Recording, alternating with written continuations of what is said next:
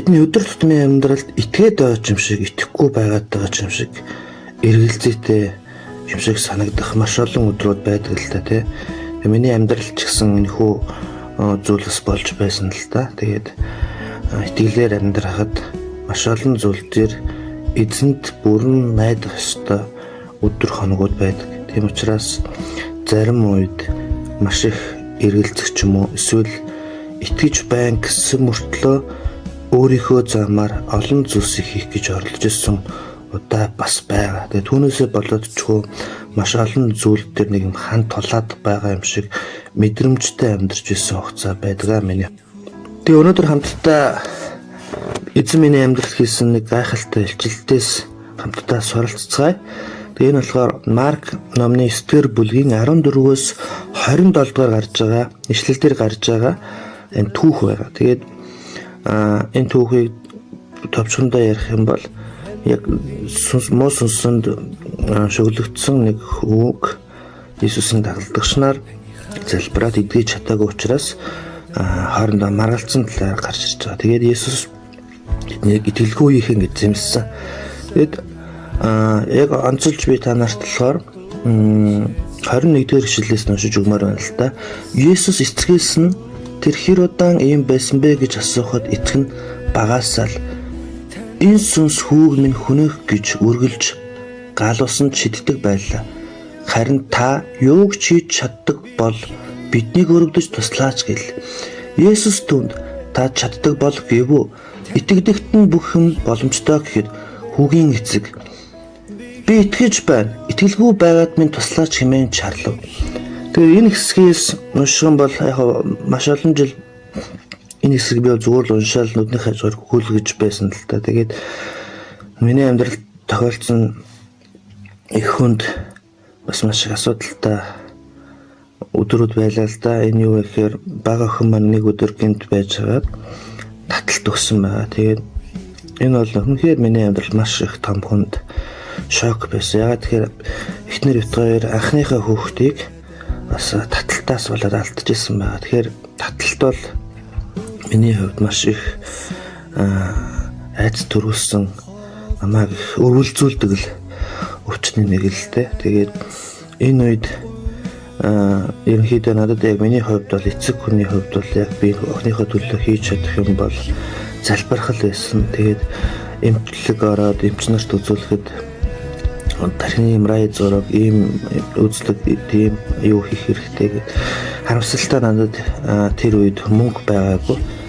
Тэгээ өөнөөс болоод би маш их сэтгэлээр унсан л та. Тэгээд эзэнд ялангуяа маш их гомдлсон. Эзэн минь би үнэхээр таны юм ингээ үйлчилж байгаа мөртлөө надад яг ийм үед охиныхоо төлөө хийхэд залбирахаас л өөр юм алгаа. Тийм учраас би үнэхээр гомдож ингээд залбирсан байна. Тэгээд бас нэг зүйл хийжсэн зүйл болохоор эзэн эдгэн гэдэгт итгэжсэн мөртлөө би бас эзэн ханган гэж итгэж байсан мөртлөө ер нь тэр тийхээ дагуу байж чадаагүй л дээ.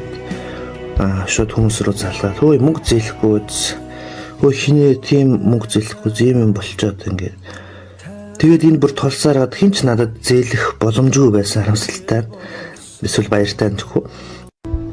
Би эзний өмнө ирээд суух тийм л хэрэгтэй болсон. Ягаад тэгэхээр миний найдаж байсан, миний ер нь магадгүй гэсэн бүх магадлалууд маань бүгд үгүй болсон учраас тэгээд эзний өмнө ирээд суус их эзэн минь би үнэхээр надад ийм тохиолдол болоод байгаа учраас би таныхаа өмнө ирээд гимшиж би танд итгэж чадахгүй байгаад байна шүү дээ. Итгэж ин гэсэн мөртлөө би хүмүүс рүү хин нэгэн рүү өөрийнхөө арга замаар ажиллах гэдэг шүү дээ. Бурхан намайг өшөөгөөч гэж залбирсан.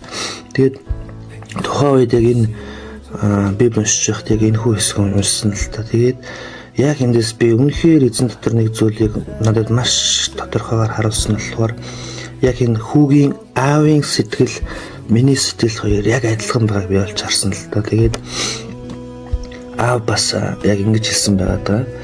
23 дугаар ишлэл 22 дугаар ишлэлийнхэн Б хэсэг дээр болохоор Харин та юуг хийж чаддаг бол биднийг өрөвдөж туслаач гэлээ. 23 дээр Иесус түнд та чаддаг бол гэв итгэдэгт бүх юм боломжтой гэхэд хүүгийн эцэг 24 дээр хүүгийн эцэг би итгэж байна, итгэлгүй байгаад минь туслаач гэж чарлаа гэд. Яг энэ хэсгээс би өмнөхөр ойлгосон нь болохоор энэ хүүгийн эцэг Иесуст итгэж чадахгүй байсан. Харин Иесус итгэлтэй бол бүх юм боломжтой гэхэд итгэж чадахгүй байгаагаа хүлээн зөвшөөрөөд итгэлгүй байгаад минь туслаач гэж Бурхны юм бууж өгч орсон ба. Тэгээд энэ хэсгээс би яг тэр үед маш тодорхойгоор их эзэн минь үнэхээр би таны хийсэн ажилд яг энэ удаа үнэхээр итгэж чадахгүй байна. Тийм учраас та намайг өршөөгөөч. Би үнэхээр таныхаа өмнөрөд гимшиж. Тэгээд сонирхолтой ингэж гимсний дараа маш олон гайхалтай зүйлс болсон. Амьдралд. Тэгээд эндээс би яг юу сурсан бэ гэхээр зарим үед итгэж гин гэж хэлэх сайхан л та.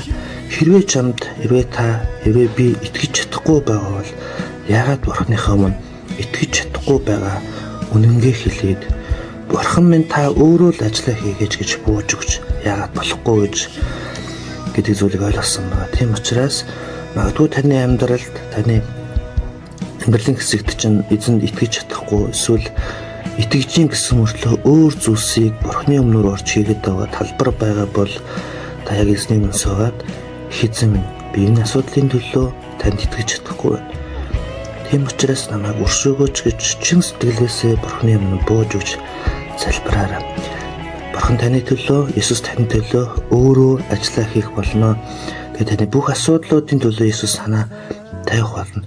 Тийм учраас түүний ажиллах орон зайг түүнд бүгдээрээ өгцгөөе. Тэгээд түүнд гаргаж өгцгөөе гэж та бүхнийг уриалмаар байна. Тэгээд өнөөдөр бас надад бодогдсон зүйл гэвэл хэрвээ Иесус байхгүй байсан бол би хэн байх юм бэ? Хэрвээ Иесус байхгүй байсан бол би хэн байх байсан бэ гэж маш их бодсон. Та ч гэсэн бодож байгаа.